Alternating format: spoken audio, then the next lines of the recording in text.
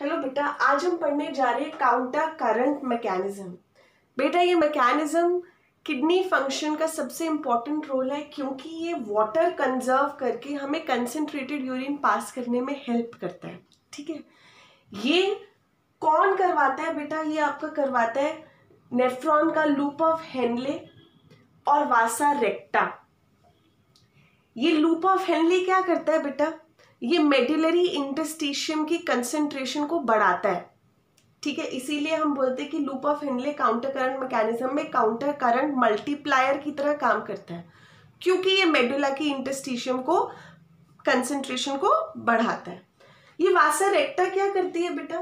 अब क्या होता है बेटा, जब आपका loop of Henley medullary interstitium की कंसंट्रेशन को बढ़ाता है तो उस कंसंट्रेशन की इंक्रीज होने की वजह से जो टिब्यूल्स के अंदर पानी है वो बाहर आ जाता है, और पानी जब बाहर आ जाता है तो फिर वो मेडुला को डाइल्यूट कर देगा। ऐसा ना हो तो वो पानी को ही उठा के ले जाता है। कौन उठा के ले जाता है बेटा? वासा रेक्टा। तो वो बोलते हैं कि जो पानी बाहर आया उसको एक्सचेंज कर लिया, किससे? वासा रेक्टा से, कि मेडुला की इंटरस्टिशियम की कंसंट्रेशन बनी रहे। तो वासा रेक्टा काउंटर करंट एक्सचेंजर की तरह काम करती है, और ये दोनों मिलकर अल्टीमेटली क्या एम रखते हैं? एम ये रखते हैं कि मेडुला की इंटरस्टिशियम ना कंसंट्रेटेड बनी रहे। ठीक है, उससे गोल क्या अचीव होता है कि जब मेडुला की इंटरस्टिशियम कंसंट्रेटेड बनी रहेगी तो पानी बाहर निकलता रहेगा, और पानी यूरिन से बाहर नहीं जाएगा, तो हम कंसंट्रेटेड यूरिन पास करेंगे। ये सारे काउंटर करंट मैकेनिज्म का, कि हमें मेडुला की इंटरस्टिशियम को कंसंट्रेट करना है, उसकी कंसंट्रेशन बढ़ेगी तो जो हमारे नेफ्रॉन के अंदर टिब्यूल्स है वो पानी ऑस्मोटिकली बाहर निकालेंगे, और अगर पानी बाहर निकल जाएगा तो हमारा यूरिन कंसंट्रेटेड पास आउट होगा।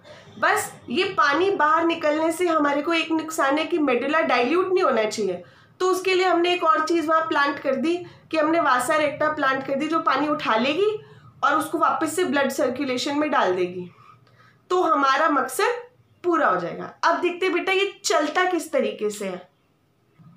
आप सब देख सकते हैं यहाँ पे नेफ्रॉन मैंने ड्रॉ किया हुआ है लेफ्ट साइड में, सिर्फ ये बताने के लिए कि ये पार्ट्स ऑफ नेफ्रॉन है। ये बोमैन्स कैप्सूल है, यहाँ पे आर्टीरियोल आता है जो ब्लड को फिल्टर करता है, और उसका फिल्टरेट फिर एंटर कर जाता है पीसीटी में, जो कि फिर लूप ऑफ हेनले में इस कदर चलता है, और फिर डीसीटी में, और फिर कलेक्टिंग डक्ट से बाहर आ जाता है, जिसका फ्लो मैंने यहाँ भी दिखाया है। पीसीटी से आया, फिर आपका लूप ऑफ हेनले के डिसेंडिंग लिम्ब में नीचे चला, लूप ऑफ हेनले के असेंडिंग लिम्ब में ऊपर चला, और डीसीटी से वो कलेक्टिंग डक्ट्स की तरफ चला गया। ठीक है, इसमें जानने वाली बात ये है बेटा कि आपका जो descending limb of loop of Henle है, it is more permeable to water and very less permeable to salt. Rather कुछ लोग मानते कि है ही नहीं। और जो आपका ascending limb of loop of Henle है, it is totally impermeable to water बेटा। अब जो ये ascending limb of loop of Henle है बेटा, इम्परमिएबल टू वाटर के साथ साथ ये सॉल्ट को एक्टिवली पंप भी करती है बेटा। आप देख सकते हैं बेटा कि जो आपका ascending limb of loop of Henle है, it is lined by cuboidal epithelial cells, और इन सेल्स के पास मेम्ब्रेन पर एक्टिव पंप होते हैं जो एनर्जी यूज कर सोडियम आयन को बाहर पंप करने की कैपेसिटी रखते हैं बेटा। तो जब ये सोडियम बाहर पंप करते हैं तो ये मेडुला की कंसंट्रेशन को बढ़ा देते हैं बेटा। ठीक है, अब ये मेडुला की कंसंट्रेशन कितनी बढ़ती है उसके लिए ये जानना जरूरी है कि इनिशियल मेडुला की कंसंट्रेशन कितनी होती है बेटा। हम बोलते हैं हमारे बॉडी फ्लूइड की कंसंट्रेशन, चाहे वो टिश्यू फ्लूइड है चाहे ब्लड है, वो करीबन 300 मिली ऑस्मोल पर लीटर है, 300 मिली ऑस्मोल पर लीटर है। तो मैं ये मान के चलती हूँ कि मेरा मेडुला भी 300 मिली ऑस्मोल पर लीटर है, और जो मेरा फिल्ट्रेट पीसीटी से लूप ऑफ हेनले में आ रहा है वो भी 300 मिली ऑस्मोल है, और जो असेंडिंग लिम्ब में जा रहा है वो भी 300 मिली ऑस्मोल पर लीटर है। एक अज्यूम करके चलते हैं। अब होता क्या है, जब सोडियम बाहर की तरफ जाएगा बेटा तो मतलब सॉल्ट बाहर जा रहा है। अब सॉल्ट बाहर जाने की वजह से बाहर की कंसंट्रेशन बढ़ जाएगी, और अंदर की कंसंट्रेशन घट जाएगी। तो ऐसा होता है कि हम एक बार में मैक्सिमम इतनी कंसंट्रेशन बढ़ा सकते हैं कि वो 200 का कंसंट्रेशन ग्रेडियंट बन जाए। एक रूल होता है एक्टिव पंपिंग ऑफ सॉल्ट का कि आप 200 से ज्यादा कंसंट्रेशन ग्रेडियंट नहीं बना सकते। तो जब पहली बार असेंडिंग लिम्ब में फिल्टरेट आता है और वो सोडियम बार पंप करता है तो फिल्टरेट का अंदर का जो कंसंट्रेशन है वो 200 हो जाता है और बाहर मेडुला का कंसंट्रेशन 400 हो जाता है। ये पहली बार हुआ बेटा। अब हमें इसको बढ़ाना है और मल्टीप्लाई करना है। वो हम बोलते हैं कि लूप ऑफ हेनले करता है। कैसे करता है बेटा? With the help of opposite flow of filtrate in ascending and descending limb. अब ये डिसेंडिंग लिम्ब में नीचे जा रहा है, असेंडिंग लिम्ब में ऊपर जा रहा है फिल्टरेट, और ये दोनों लिम्ब आपस में इतने पास हैं कि इनके बीच में यूनिक इंटरैक्शन होती है, इस कदर कि वो इस कंसंट्रेशन को बार बार चेंज करने में सक्षम है। कैसे बेटा?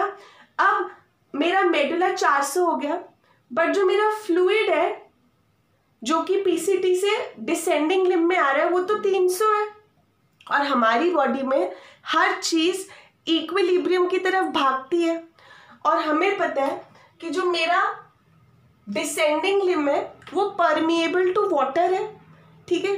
तो वो वाटर लूज कर सकता है, तो वो वाटर लूज करके अपनी कंसंट्रेशन बढ़ा सकता है। मैं कहती हूँ वो वाटर लूज कर देगा, अपनी कंसंट्रेशन बढ़ा देगा ताकि वो मेडुला के इक्विलिब्रियम में आ जाए। देखो, वाटर लूज करने का मकसद है कि मेडुला और पीसीटी की जो कंसंट्रेशन है वो बराबर हो जाए, ठीक? तो अब ये भी 400 हो गया, ये भी 400 हो गया और ये 200। ये वो सिनेरियो है बेटा जब पहली बार फिल्टरेट लूप ऑफ हेनले से निकला, ठीक है? अब स्टेशनरी तो है नहीं ये फ्लूइड, अब ये फ्लूइड चलता रहता है, ठीक है? तो अब मैं ये देखती हूँ कि जो फ्लूइड यहाँ पर है वो 300 था, ठीक है? अब ये 300 वाला चलकर इधर जाएगा और वो ऐसा ऑब्जर्व करेगा कि जो यहाँ की कंसंट्रेशन है वो तो 400 है और 300 और 400 में तो सिर्फ 100 का ही कंसंट्रेशन ग्रेडियंट है। इसका मतलब अभी मैं पंप कर सकती हूँ ताकि इनके बीच में 200 का कंसंट्रेशन ग्रेडियंट आ जाए, है कि नहीं? तो मैं ऐसा करती हूँ कि मैं और सोडियम पंप करती हूँ बाहर की तरफ। ये वाला 200 चल के ऊपर जा चुका है अब, ठीक? तो जब ये 300 आता है और बाहर 400 है और सोडियम बाहर की तरफ पंप होता है, और जब सोडियम बाहर की तरफ पंप होता है तो बाहर का कंसंट्रेशन हो जाता है 600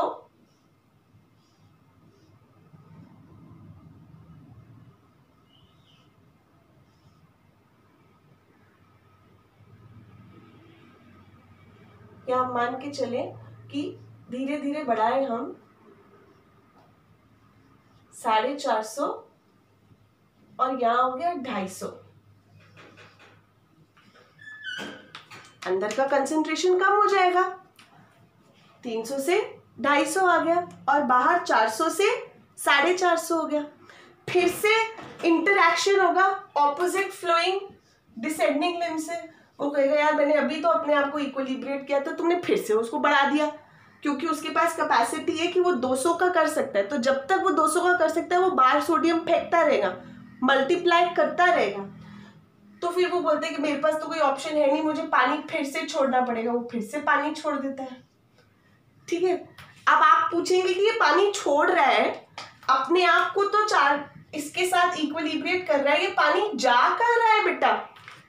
बेटा ये पानी आपका वासा रेक्टा उठा जा रही है जो कि काउंटर एक्सचेंजर है, ठीक है? जैसा कि अब आप देख सकते हैं बेटा कि जो पानी इसने रिलीज किया वो वासा रेक्टा ने उठा लिया और वासा रेक्टा उसको यहां से दूसरी डायरेक्शन में ले गई। तो नोटिस करने वाली देखो कितनी यूनिक बात है कि वासा रेक्टा और लूप ऑफ इन दोनों का भी फ्लो ऑफ फ्लूइड ऑपोजिट है। अगर ये इस तरफ चल रहा है लूप ऑफ हेनले में, तो वासा रेक्टा में ऑपोजिट डायरेक्शन में चल रहा है, तभी जो पानी यहां से निकलता है वो ये उठाती है और उसको ब्लड सर्कुलेशन में ले जाती है बेटा। अब आप देखोगे बेटा कि वापस से फ्लूइड चलेगा, स्टेशनरी तो रहेगा नहीं। तो ये 300 वाला जो यहाँ पे आया था और 250 हुआ था, ये ऊपर चला जाएगा और ये 450 वाला यहाँ पे आ जाएगा बेटा। अब देखिए मेरा फ्लूइड मूव कर गया है, 250 वाला ऊपर चले गया, 450 वाला इधर आ गया, 300 वाला नीचे आ जाएगा। अब आप देखिए, मुझे पता है कि मेरा सोडियम पंप कर सकता है बाहर, पंप हो सकता है बाहर by the cells of ascending limb of loop of Henle, कि वो 200 का कंसेंट्रेशन ग्रेडियंट मेंटेन कर सकते हैं। यहाँ पे तो वो सेम कंसेंट्रेशन है, तो वो 200 और बढ़ा सकता है। अब वो सोडियम फिर से बाहर भेजेगा।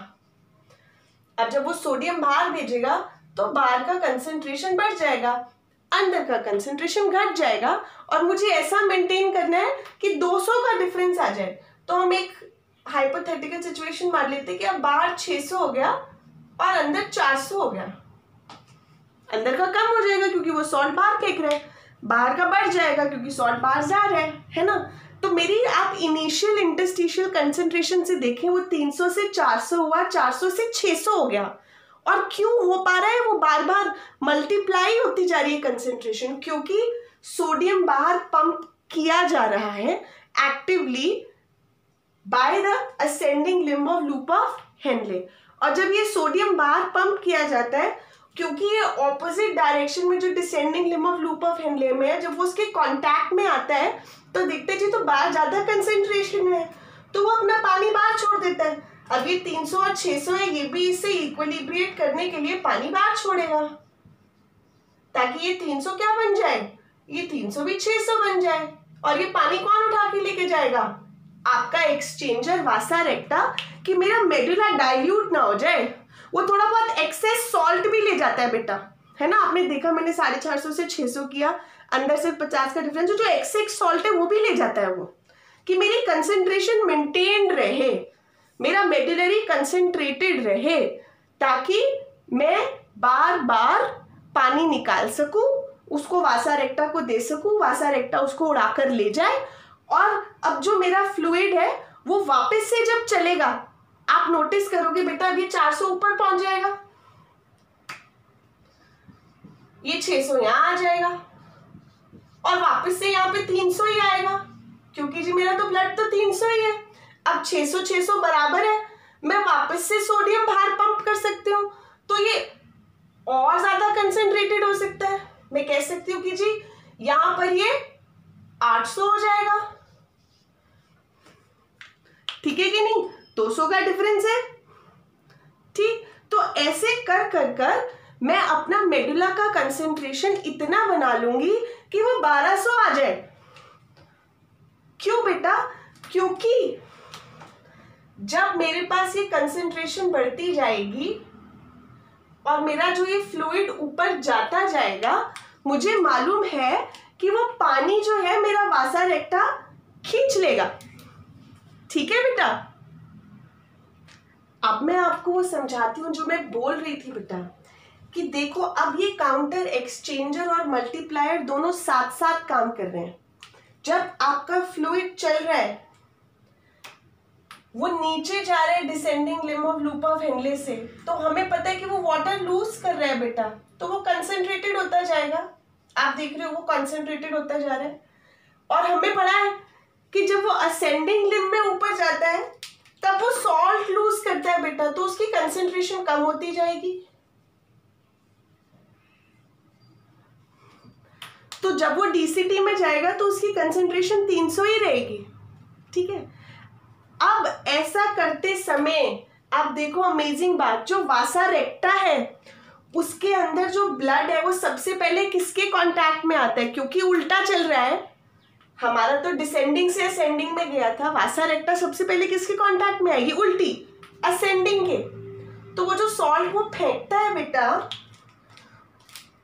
वो वासा रेक्टा उठा लेती है। अब वासा रेक्टा तो कंसेंट्रेट हो गई, ब्लड कंसंट्रेट हो गया, बट वो तो हमें करना नहीं है, हमें तो अपनी बॉडी फ्लूइड की कंसंट्रेशन मेंटेन करनी है। तो उसको मेंटेन करने के लिए जो वासा रेक्टा ने सॉल्ट उठाया था उसको बैलेंस करने के लिए वो यहाँ से वाटर उठा लेती है और अपनी कंसंट्रेशन मेंटेन कर लेती है। तो हमारा सॉल्ट और वाटर एक्सचेंज हो गया। तो इसीलिए काउंटर करंट एक्सचेंजर, अब दोनों साथ साथ चल रहे हैं। मेरा इंटरस्टिशियम मल्टीप्लाई भी हो रहा है, मेरा वाटर लॉस भी हो रहा है, और मेरा सॉल्ट और वाटर एक्सचेंज होकर जा भी रहा है ना। और अल्टीमेटली मैंने अपना सॉल्ट और वाटर कंजर्व कर लिया with the help of counter current mechanism. But जो मेरा अल्टीमेट गोल है कि मेरे को कंसंट्रेटेड यूरिन पास करना है, यूरिन तो अभी 300 ही है ना बेटा, जो फिल्ट्रेट है वो तो अभी 300 ही है। अब मेजर कंसंट्रेशन होगी आपकी यूरिन की बेटा कलेक्टिंग डक्ट्स में, क्योंकि जब कलेक्टिंग डक्ट्स में फ्लूइड चलेगा तो वो वापस से मेडुला के अंदर से होता हुआ जाएगा, और मेडुला की कंसंट्रेशन तो मेंटेन्ड ही है बाय काउंटर करंट मल्टीप्लायर। तो वो जैसे जैसे नीचे जाएगा, बाहर मेडुला बहुत कंसंट्रेटेड है तो वो ऑस्मोटिकली पानी छोड़ेगा। अब ये ऑस्मोसिस से जो पानी छूट रहा है बेटा, इसका रेट जो है वो बढ़ाया जाता है by the help of the hormone ADH, anti diuretic hormone, जो कि आपका पोस्टीरियर लोब ऑफ पिट्यूटरी से आता है। कलेक्टिंग डक्ट को बोलता है फटाफट फटाफट पानी रिलीज करो। तो जब वो पानी छोड़ता है तो वो 300 से 400, 400 से 600, 800, 1200 आइसोऑस्मोटिक होके वो आपका कलेक्टिंग डक्ट से कैलाइसिस में, और कैलाइसिस से वो आपका यूरेटर से, आपके यूरेथ्रा से, बॉडी से बाहर निकल जाता है। तो जैसा कि आपने देखा, मेरा काउंटर करंट मल्टीप्लायर और एक्सचेंजर मेरे मेडुला की कंसंट्रेशन को इंक्रीज करते हैं और इस तरीके से काम करते हैं कि मेरे बॉडी फ्लूइड के कंसंट्रेशन में कोई चेंज नहीं आता, क्योंकि उनका ऑपोजिट फ्लो उनको ये करने में हेल्प करता है, तभी नाम है काउंटर करंट। और मेरी अल्टीमेट यूरिन की जो कंसंट्रेशन है वो कलेक्टिंग डक्ट में होती है, क्योंकि वो जो मेडुला की मैंने कंसंट्रेशन इंक्रीज करी है काउंटर करंट से, उसकी हेल्प से कलेक्टिंग डक्ट ऑस्मोटिकली पानी को बाहर भेज पाते हैं by increase rate with the help of ADH hormone. तो बेटा यहाँ पे खत्म होता है आपका काउंटर करंट मैकेनिज्म।